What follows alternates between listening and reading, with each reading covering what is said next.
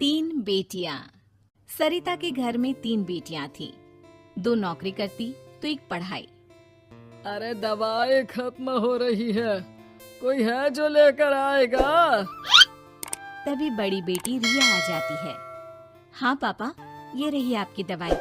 अभी खत्म होने में वैसे 2 दिन बाकी है। 2 दिन पहले ना बोले तो कौन सुनेगा? चिल्लाना तो पहले से पड़ता है ना कि सामान खत्म है। अच्छा जल्दी से छोटी चाय बना दे दीदी के लिए। जी माँ। और हाँ, पकोड़े तल लेना, बारिश का मौसम है, मजा आ जाएगा। मैं बाजार से आलू ले आती हूँ माँ, खत्म हो रहे हैं। घर का सारा काम बिल्कुल परफेक्ट चल रहा था। दोनों बेटियां पढ़ाई के बाद नौकरी कर रही थी और छोटी पढ़ाई, पिता की पेंशन और अपना मकान। लेकिन पास की कमला चाची, और रियासिया की माँ, तुम लोगों को कितने सालों से देख रही हूँ, परेशान ही देखा। भगवान एक बेटा दे देता तो। अब किसी जन्म का कर्म खराब रहा होगा चाची, जो लड़का नहीं हुआ। वैसे काश एक लड़का हो जाता। पास छोटी बैठकर पढ़ रही थी। वो माँ की बात सुनकर किताब बंद कर देती है और खिड़की में खड़ी हो जाती है। खिड़की के बाहर रवि, जो कि पास ही में रहता है। अरे छुटकी, क्या सारा दिन किताब में नजर गड़ाई रहती है? मैं नकल करना सिखा दूंगा, तू आराम से पास हो जाएगी। आजा, चलना, सब बाहर खेल रहे हैं। तू तो लड़का है, फिर पढ़ता क्यों नहीं? तेरे सर पर तो माँ पिता की जिम्मेदारी भी है ना। कैसी बात कर रही है यार? जिम्मेदारी मेरी नहीं, पिता की है। पिता की क्या जिम्मेदारी, बता। देख, माता पिता लड़की की शादी के लिए पैसा जमा करते हैं, उसकी शादी कराते हैं, उसे पढ़ाते भी है ना? हाँ, वो तो सभी माता पिता करते हैं। क्या लड़की की शादी नहीं करते? उसकी भी तो करते हैं ना। हाँ करते हैं, लेकिन क्यों, कैसे? सुन, वो लड़के को पढ़ाते हैं इसलिए कि वो बुढ़ापे का सहारा बनेगा। शादी करते हैं कि उसकी बीवी आकर घर संभालेगी। लेकिन बेटियों के लिए कोई स्वार्थ होता है? नहीं ना। तभी तो पैदा होते ही मुंह बन जाता है। अब तू सोच, तू किसी के घर जाए और वो तुझे देखकर मुंह बना ले तो कैसा लगेगा? वो तो पागल होते हैं। बेटियां जीवन भर माँ बाप के लिए सोच ले, लेकिन फिर भी वो उसे अपना नहीं मानते। बेटे दिन रात निखट्टू बने रहे, लेकिन उम्मीद उन लोगों से फिर भी बहुत होती है ना? चल छोड़ना, तू ये बता कि किस जिम्मेदारी की बात कर रहा था तू पिता की? अरे यही कि अगर बेटे को बुढ़ापे का सहारा और रिटर्न के रूप में देख रहे हैं तो इन्वेस्ट भी तो अच्छा करना चाहिए ना।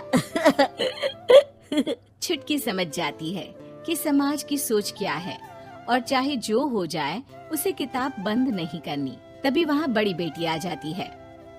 माँ, अरे ओ माँ, ये ले मिठाई खा ले। क्या हो गया? लड़का पसंद आ गया क्या कोई?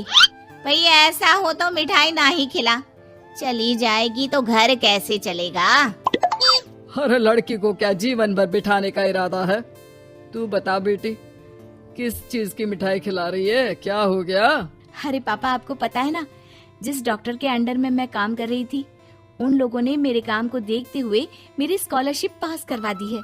अब अस्पताल में ही क्लास चला करेगी, आगे की पढ़ाई भी और पैसे की कमाई भी। ये तो अच्छी बात है। तू पढ़ जाएगी तो छोटे को भी अपनी राह लगा लेना। बाकी मछली तो वैसे ही ऑलराउंडर है। तीनों बेटियों के बाद भी उन लोगों के घर किसी चीज की कमी नहीं थी। पापा, ये लीजिए कार की चाबी, मैंने आपके लिए कार ली है। अब आप कहीं भी जाएं तो अपनी कार से जाइएगा। अरे क्या जरूरत थी? जितना खर्च करोगी दहेज मांगने वालों के मुंह भी उतने ही खुल जाएंगे। तो हम दीदी की शादी ऐसे घर में करेंगे ही नहीं जहाँ शादी के लिए पैसे मांगने की जरूरत हो। अरे जो खुद खड़ा नहीं होगा वो हम लोगों के कंधे में क्यों शादी करेगा? क्यों पापा? अरे शादी में तो दहेज मैंने भी लिया था, तो क्या मैं तेरी माँ के कंधे पर हूँ? खुद की पेंशन है, बेटियां कमा रही हैं, मजे हैं। बस एक मलाल है कि बेटा नहीं हुआ। पापा, जब आपने बोला कि मजे हैं, मैं तभी समझ गई थी कि अगली लाइन में आप यही बोलेंगे कि मलाल है। कोई बात नहीं पापा, फिलहाल आप ये कार लेकर घुमाओ। माँ, तुम भी जाओ पापा के साथ। दोनों पति पत्नी बेटी की दी गई गिफ्ट कार में बैठकर घूमने निकल रहे थे कि पड़ोसी बोल पड़ता है। अरे भाई साहब, नई कार, यहाँ तो साइकिल भी बेचने की नौबत है। नजर ना लगाइए भाई साहब, जीवन में कार का सपना पूरा होना हम लोगों के लिए तो बहुत बड़ी बात है। हाँ हाँ, लाखों की कार हम हजारों की कमाई वालों के लिए कहाँ मुमकिन थी, ऊपर से तब जब कोई बेटा भी नहीं है। वैसे भाई साहब, आपकी साइकिल बिक क्यों रही है? भगवान की दुआ से तो आपके 4 लड़के हैं। हाँ हाँ, आपको तो हेलीकॉप्टर से घूमना चाहिए। और खाक हेलीकॉप्टर भाई साहब, अब क्या छुपाना, 2 लड़के तो कुछ कमाते ही नहीं, सारा दिन टीवी मोबाइल में लगे रहते हैं। और बड़े 2 जो किसी तरह जिम्मेदार बने भी हैं, बहू के कहने पर 1 पैसा हम लोगों को नहीं देते, ना इज्जत है ना मान सम्मान। हाँ भाई साहब, भाभी बता रही थी, बहू के होते हुए भी नौकरानी की तरह सारा दिन लगी रहती है घर के कामों में। आप किस्मत वाले हैं भाई साहब, जो बेटियां घर के साथ साथ बाहर का काम भी पूरी जिम्मेदारी से संभाल रही हैं। हाँ वो तो है, लेकिन कब तक? एक ना एक दिन तो ससुराल निकल जाएंगी, फिर तो वही हम दोनों और वही पेंशन। आप लोग भी कौन सा संजीवनी बूटी खा कर आए हैं? चलिए चलिए जाइए, नई कार का मजा लीजिए।